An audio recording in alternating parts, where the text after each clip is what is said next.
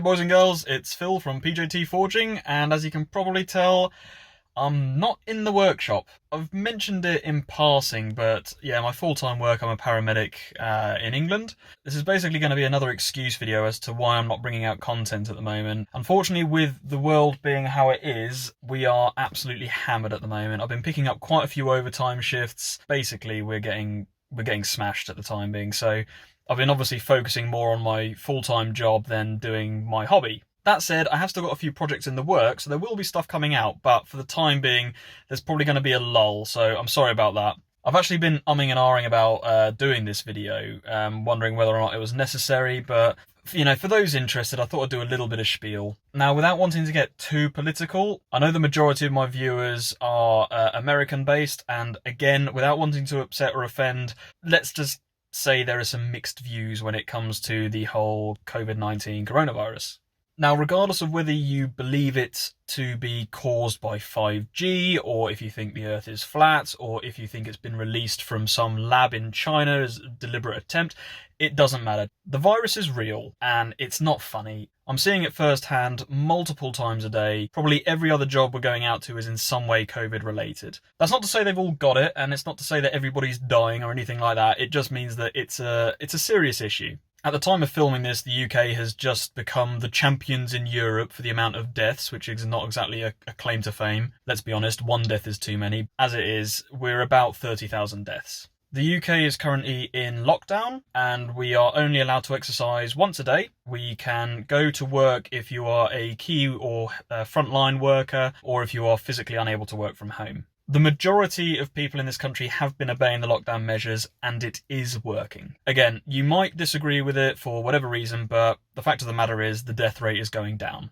Now, like I say, I don't want to get too in-depth into it, but all I'll say is do your own research on it. Don't just go based on Facebook articles. Go on actual medical journals. Do the proper research. Doctors have been studying for decades to get to where they are. They're not all going to be in on it. There will be conflicting opinions, but overall, listen to the experts.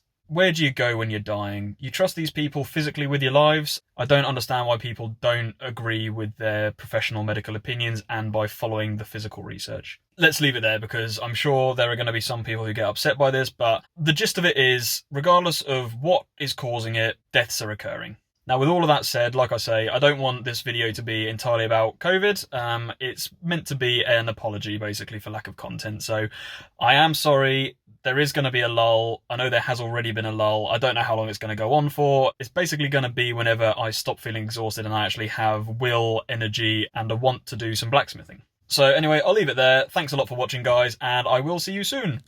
Bye-bye. Yeah, alright, you preachy mug. Give it a rest. This guy, am I right? Anyway, it's probably about this point that you might be starting to think, have I been clickbaited by this title?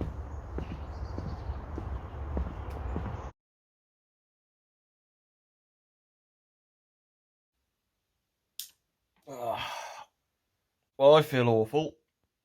So about 6 o'clock last night, I started to get like a real severe headache behind both eyes, followed by widespread muscle aches and pains. I don't think I've got a fever, but I've kind of got every symptom that you would associate with a fever. Shivers and shakes, the aches, the headache, etc. I feel like I should have one, and I'm just dripping in sweat still.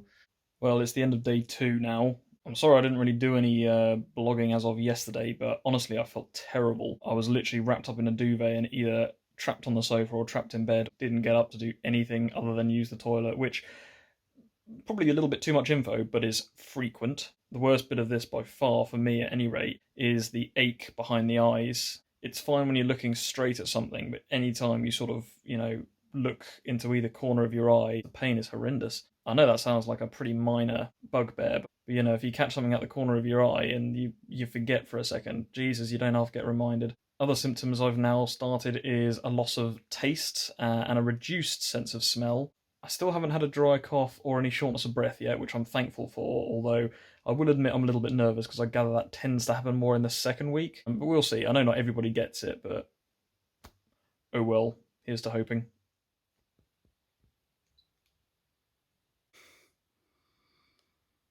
Boo! So you might have noticed this video is chopping and changing and jumping around all over the place a fair amount. That's mainly because as soon as I started exhibiting symptoms, I was thinking it'd be quite cool, on the off chance that it was COVID, to do a sort of a day-by-day vlog. The list of symptoms is very vast for various different groups of people, different countries, different research. So I thought it'd be quite interesting just to see like your average Joe. Now I know I'm not unique in doing this, but I didn't have anything else going on at the time, so it was keeping my mind occupied. However, when I was actually filming each day, I very quickly realised that I think partially due to my brain being a little bit frazzled, generally feeling awful, sleep deprivation, a temporary anorexia, the footage wasn't really that good. It was basically me taking my temperature every day and just saying how awful I felt. So I figured instead I'd just do a sort of a summary. Now, I've already seen the first 2 days where it's basically shivers and shakes, a fever, headache, eye pain, the general kind of flu-y type symptoms. But then day 3 was a bit of a red herring. Day 3, I actually felt pretty alright. I still had a temperature, but in and of myself,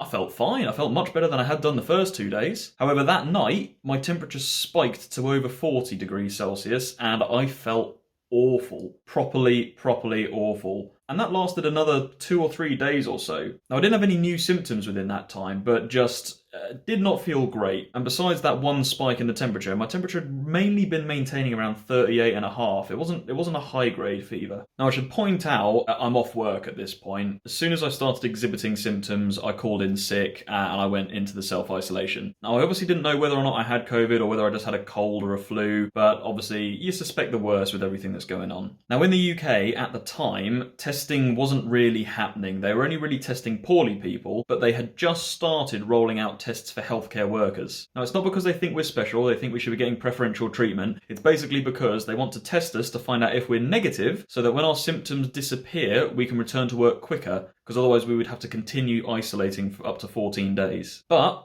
as it is, I suppose I was kind of fortunate because I actually had a chap from my workplace come out and give me a testing kit which he'd collected from the hospital. Now, the test is not very pleasant. It's not the worst thing in the world, but it involves sticking a swab down the back of your throat and then up each nostril. Well, that wasn't fun. It makes you gag, it makes you feel horrible, it's pretty grim, but you obviously get results from it. So I got tested on day 5, and it takes around 72 hours or so for the test results to come back. Now, on day 6, similar to what had happened before, I actually felt great during the day, but in the evening, I felt awful. And again, my temperature skyrocketed up to over 40. And it's around this point I'm starting to think, do you know what?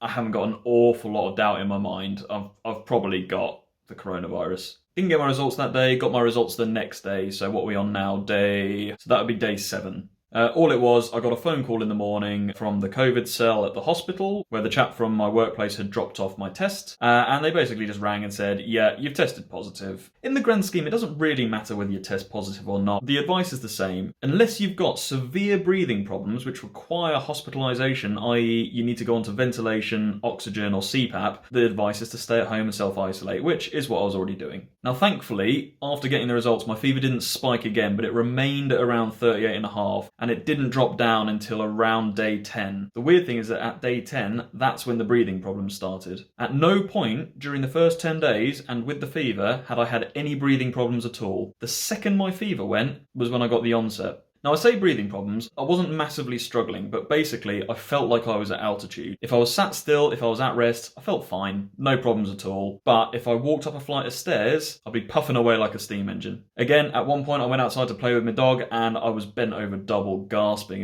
It was really odd. Now, I didn't really get a cough as such, but what I did find was if I really emptied my lungs out, you know, that really deep level of expiration, I found that I was getting like a rattly sort of bubbly. That's a gross sound. If you've ever known anybody with heart failure or what's sometimes called left ventricular failure, it sounded exactly like when they're getting pulmonary edema or fluid on the lungs. Now, in LVF or heart failure, when you have this, you normally have a very productive or at least a very bubbly, wet cough. And the weird thing was, whilst I felt like I needed to bring stuff up, when I was actually coughing, it was almost like an asthmatic wheezy cough. It was totally dry and it was incredibly frustrating because you felt like you wanted to shift stuff off your chest but couldn't. Now, in total, the breathing problems lasted for around a week.